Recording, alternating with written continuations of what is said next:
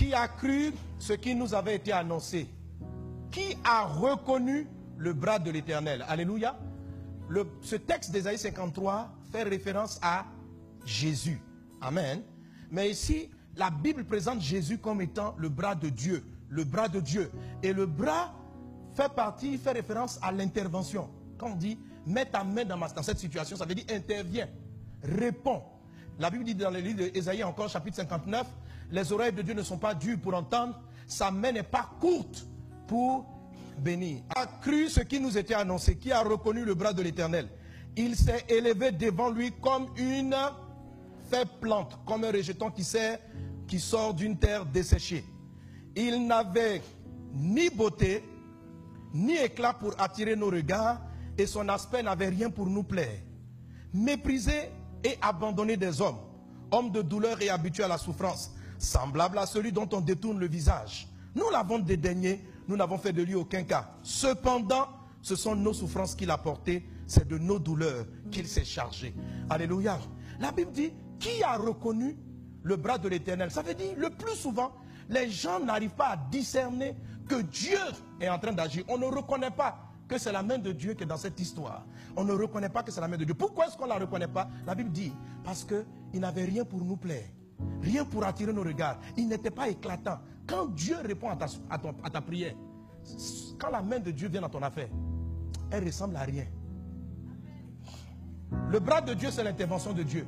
Et comme nous sommes en train de parler de la moisson, l'année de la moisson surabondante, j'ai écouté quelques témoignages, ils ont dit, mais pasteur, depuis là, je ne sais pas, bon, il y a beaucoup qui commencent à vivre la moisson surabondante. Je reçois les témoignages extraordinaires. Et il y en a qui me dit, mais moi, depuis là, la moisson là, je ne vois pas. Je ne vois pas, je ne vois pas. Et puis, quand je dis, Seigneur, ça va venir, Dieu dit, c'est déjà venu. Ma main à l'œuvre. J'ai répondu. Mon bras est rentré dans la situation. Mais les gens n'ont pas reconnu. Je suis venu, il ne m'a pas reconnu. Je l'ai visité. Il y a des personnes qui s'attendaient à des entrées financières extraordinaires. Dieu t'a répondu. Quand il répond, c'est son bras, mais tu n'as pas reconnu. Pourquoi? Parce que le bras n'avait rien pour te plaire.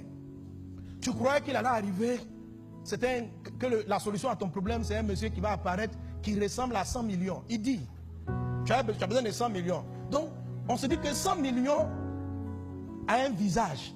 100 millions qui arrivent, si quelqu'un a les 100 millions qui arrivent là, ça arrive avec une voiture particulière. Ça arrive avec une qualité de parfum. Ça arrive avec une qualité de veste. Donc, quand nous prions pour avoir 100 millions ou 10 millions ou 50 millions, nos regards se posent sur des choses apparentes. Et nous ne voyons pas que la réponse à notre prière est venue. La Bible dit, le bras de Dieu n'a rien pour te plaire. Il n'a rien d'éclatant. Le bras de Dieu, l'intervention de Dieu ressemble à quelque chose qu'on méprise. Pourtant, c'est tes problèmes qu'il portait. Il transportait, il venait avec la solution à ta difficulté, la solution à ton problème. Dis Seigneur, apprends-moi à reconnaître ton bras. Alléluia.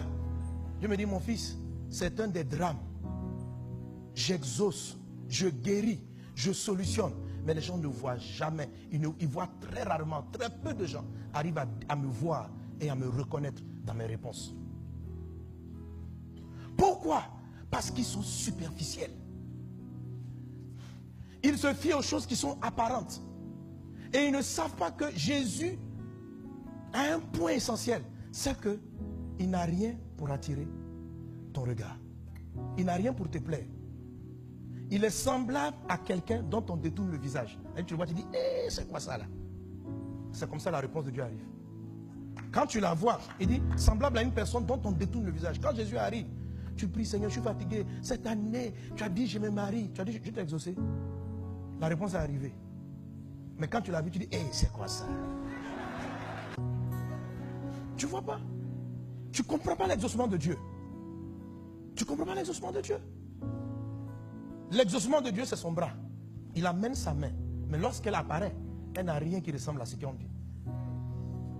Combien de gens sont entrés dans de fausses affaires parce que les gens sont venus s'asseoir devant elle. J'ai un projet, il y a 70 milliards, on va changer le pays. On arrive, les gens sont là.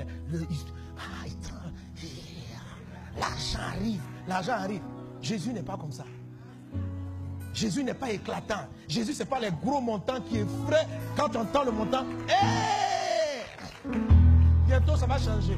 Dieu t'avait répondu, tu as détourné les regards de Christ et tu es parti rentrer dans une fausse affaire. Tu sais pourquoi? Tu manques de discernement. Et tu manques de développer une vertu, une dimension de l'amour. L'amour en profondeur. C'est le manque d'amour en profondeur qui fait ça. Tu n'es pas profond. Tu es superficiel. Ça peut te faire mal, mais c'est vrai. Tu es superficiel. Tu lis des choses et puis tu es là. Eh, c'est ça. Tu es superficiel. L'amour en profondeur va développer le discernement. Le discernement des gens. Le discernement des vraies choses. Le discernement du temps.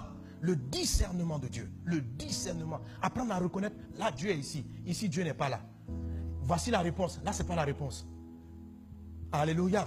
À savoir que dans des gens comme Pierre qui renie, il y a la royauté. À savoir que dans des gens comme Judas qui s'extasient, il y a la fausseté. Être profond. Être profond.